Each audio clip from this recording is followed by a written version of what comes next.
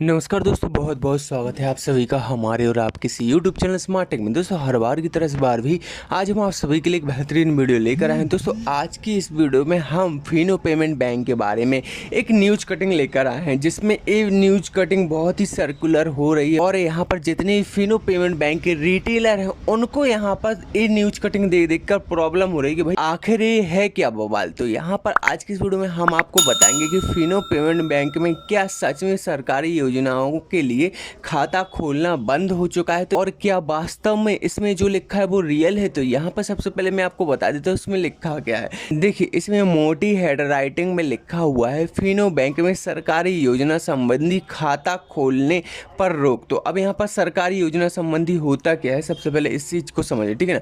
हमारे और आपके बैंक में जो भी जितना भी सरकारी से रिलेटेड पैसा आता है, सरकारी स्कीम से रिलेटेड, वो यहाँ पर डीबीटी के थ्रू आता है। तो यहाँ पर अगर आपके बैंक अकाउंट में डीबीटी एक्टिव होगा तो यहाँ पर सरकार डायरेक्ट आपके आधार कार्ड के थ्रू अगर डीबीटी एक्टिव है तो ऑटोमेटिक पैसा आ जाएगा आपके खाते में, ठीक है ना।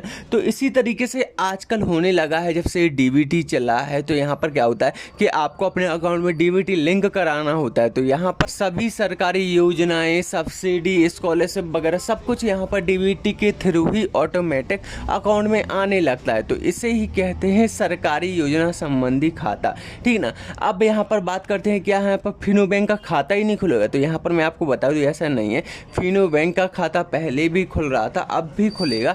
लेकिन अगर ये न्यूज सही है तो यहाँ पर होगा क्या कि यहाँ पर फिनो का जब भी रिटेलर कोई खाता खोलेगा तो वहाँ पर डीबीटी लिंक करने के लिए एक ऑप्शन आता था, वो नहीं आएगा। हालांकि मैं आपको बता दूं अभी अभी मैंने एक खाता खोला था, उसमें डीबीटी लिंक का ऑप्शन आ रहा था, ऐसा कुछ नहीं था, ठीक है ना। तो यहाँ पर कन्फ्यूजन ये भी है कि इस अखबार की कटिंग में ऐसा क्यों दिया गया है। तो यहाँ पर सबसे पहले तो इस अखबार में दिया क्या गया है उसको मैं आपको समझाने की कोशिश करता हूँ। देखिए यहाँ पर मोटी हेड राइटिंग के नीचे लिखा हुआ है छात्रवृत्ति घोटाला, ईडी ने 200 करोड़ रुपए का घोटाला किया था उजागर। तो यहाँ पर अमर उजाला ब्यूरो की ये रिपोर्ट है। यहाँ पर ये जो न्यूज है वो लखनऊ की, लखनऊ छात्रवृत्ति घोटाले के मामले में फिनो बैंक पर शिकंजा कसा जा रहा है।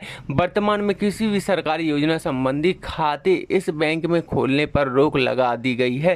केस में बैंक के अधिकारी व कर्मचारी नामजद आरोपी हैं। ईडी व एसआईटी बैंक की भूमिका गहनता से जांच रही है। जांच टीम सबूतों के आधार पर आगे की कार्रवाई करेगी। ईडी ने करीब 200 करोड़ रुपए की छात्रवृत्ति घोटाले के खुलासा किया है। अब दोस्तों यहाँ पर मैं आपको शॉर्ट में बता देता हूँ आखिर पूरा मामला क्या है। देखिए घोटाले में निकल कर सामने आया है कि लखनऊ में कुछ ऐसे रिटेलर या फिर डिस्ट्रीब्यूटर है फिनो के, जिन्होंने क्या किया कि स्टूडेंटों के यहाँ पर खाते खुलवा दिए और यहाँ पर एटीएम खुद रख लिया। मतलब कि यहाँ पर फ्री में खाता खोलने का लालच दिया और खाता खोलने के बाद स्टूडेंट का एटीएम खुद ही रख लिया एक्टिवेट करने के बाद। तो ऐसे में क्या हुआ कि महीने 2 महीने बाद जब या फिर साल भर बाद जब भी बच्चों की स्कॉलरशिप आई तो स्कॉलरशिप एटीएम और पेन के थ्रू ऑटोमेटिक अपनी ही पॉस मशीन के थ्रू निकाल ली। तो सबसे पहले तो मुझे ये न्यूज़ सुनकर ही शौक लगा कि भाई आदमी फ्रॉड करने के लिए क्या क्या नई स्कीमें लेकर आते हैं, क्या क्या दिमाग लगाते हैं, यहाँ पर किन किन तरीके से फ्रॉड करते हैं। तो यहाँ पर आप लोग समझ सकते हो मेरा कहने का क्या मतलब है कि यहाँ पर कुछ इस तरीके से फ्रॉड किया गया कि यहाँ पर सांप भी मर जाए और लाठी भी ना टूटे। तो यहाँ पर सरकार ने जब इस विषय पर जांच की तो ये जानकारी सही निकली और इस पर लगभग 200 करोड़ रुपए का घोटाला करने का आरोप लगाया गया है फिनो पेमेंट बैंक के अधिकारियों पर। तो इसीलिए अब ये जो न्यूज है वो काफी सर्कुलेट हो रही है और यहाँ पर अब ये कह नहीं सकते कि आगे चल के फिनो बैंक में